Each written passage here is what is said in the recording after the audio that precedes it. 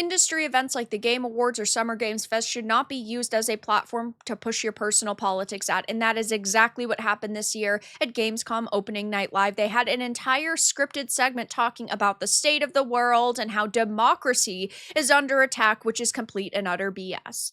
I have a few different things to show off, but before I get into the topic, if you enjoy the content I create, check out the links in the description, join the community in my live streams, and consider supporting through Patreon or YouTube memberships. Now, obviously, developers are human beings who are going to have their own opinions, and they can voice those on their own social medias. They can make blog posts on websites, they can make posts on X. That's all perfectly fine and dandy. They can have their own opinions, put them there, and of course, people can still roast them for it if they want to and they completely disagree.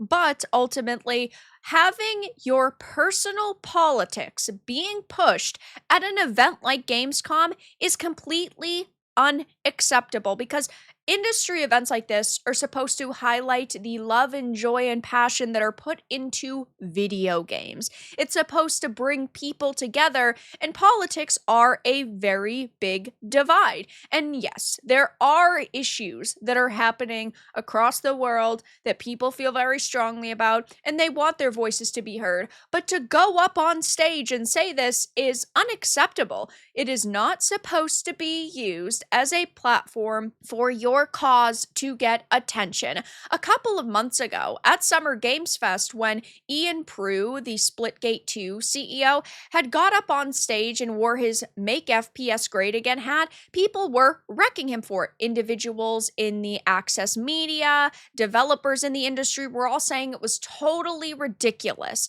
that this guy got up on stage and wore a hat with a political statement. And you can debate whether or not you think a slogan used by a political figure is actually political or not, or if they're over dramatizing and they're making a fuss out of nothing. I'm not here to argue that. Everyone can have their own opinion on that. But they said that that was political and that was bad because events like this shouldn't host politics. Okay, then why is it that Kotaku is putting up an article praising the democracy is under attack speech? It is absurd. The hypocrisy knows no bounds. A couple of months ago, they were talking about this. Meanwhile, the riff on Make America Great Again took place shortly after a clash between LA residents and law enforcement over ICE raids in the city's garment district, only blocks from where Keeley's Summer Games Fest Playdays industry event takes place this weekend. Trump has ordered the immigration agency to arrest a record number of people every day for deportation, even as ICE detention centers are criticized for overcrowding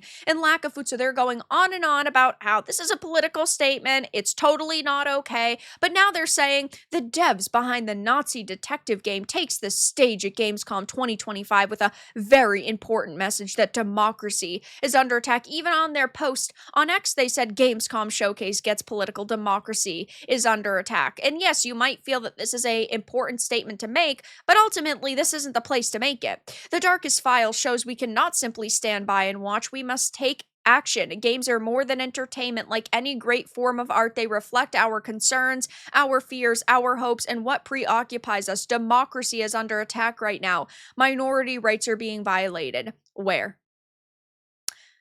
Where is democracy under attack? Where is democracy dying? Of course, we already know what they're going to say. We already know that it's going to lead back to Trump and the United States, even though these people are not based in the United States and they have no clue what they're talking about. While he didn't exactly say who democracy is under attack from, the comments come amid the backdrop of, as Kotaku is saying, right-wing authoritarian shifts in several governments across the globe, including President Trump's recent deployment of military forces on the streets of the U.S. Capitol. There's Russia's ongoing invasion of Ukraine and an increasingly dire humanitarian crisis in Gaza amid ongoing reports of the Israeli military blocking aid.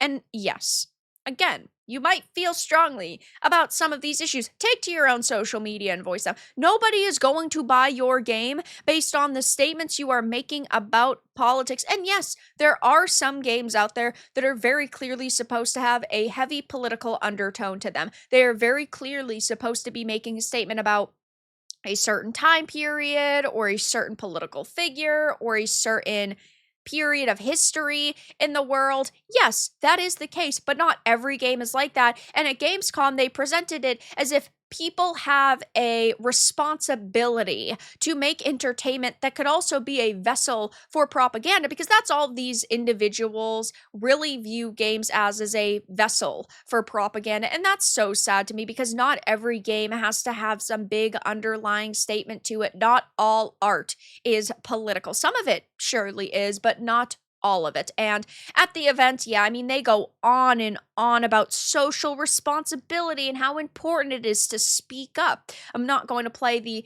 entire thing. I did live stream this event, and I did give my full thoughts on it during Gamescom opening night live's live stream, and also during the live stream I did yesterday evening. But yeah, I mean, this really irks me. Now, let's talk about Gamescom Cares, our platform for...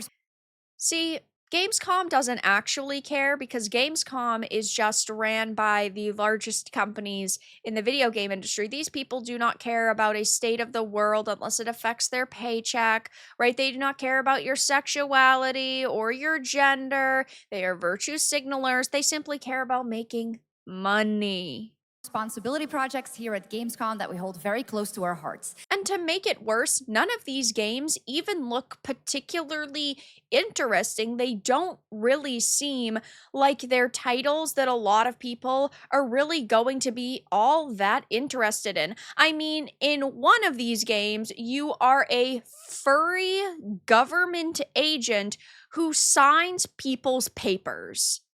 A document checker thriller about a post-colonial country from the perspective of a government official worker. Whew.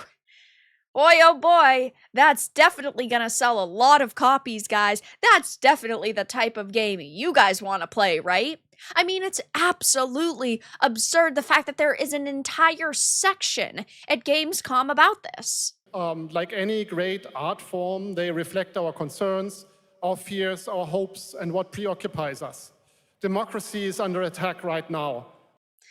This guy is just up here trying to push his propaganda. He's hoping to make a few bucks in the process, but as we've seen with many other games that are also supposed to push certain narratives, like Dustborn, for example, well, this game isn't selling either. Now, as I always say, even with the most woke slop games possible, like Suicide Squad Kill the Justice League, or Flintlock The Siege of Dawn, or Dustborn, or Concord, or Blue Moon Rage, these developers can make whatever game they want. And if you think this title looks good, I hope you buy it and you enjoy it and it's fun. But unfortunately for these developers, it looks like pushing politics at a gaming event didn't really pay off for them, because the all-time peak is still 5 months ago at 201 people. And hey, the 24-hour peak went up to 62, which is great, but having only 62 people in your game after taking to one of the largest stages during one of the largest events in a gaming industry isn't a really good look. It's almost like developers need to learn that whenever we say we don't want propaganda pushed in our faces time and time and time and time again, maybe they should actually start listening to us, because maybe things would turn out a little bit better for them. And on social media, of course, gamers are wrecking them for this. There's not a lot of discussion surrounding this entire situation, but all of it is still negative. Lame and gay, Trump won, suck it up. I swear we're not all like this, only the most. He and his message was creepy AF, completely true. Trump is a moron, and so is anyone who voted for him. Ooh, they have one message of support. No, it's not. How pathetic. Here we go. So, yeah, I mean, I'll definitely be keeping my eye on the situation, but it is certainly a negative one. Things are not looking particularly good for these developers, and with Gamescom getting political, but the Access Media being complete and utter hypocrites, I can't say I'm shocked by any of it, but I am still pretty disappointed that this is how low the industry events have gone. But that's all that I really had to discuss in this video. Let everyone know your thoughts thoughts in the comments below. If you enjoyed this and found it important and informative, make sure to give it a like, and if you didn't, give it a dislike. I appreciate your support either way, but I'll talk to you all again in the next video really soon.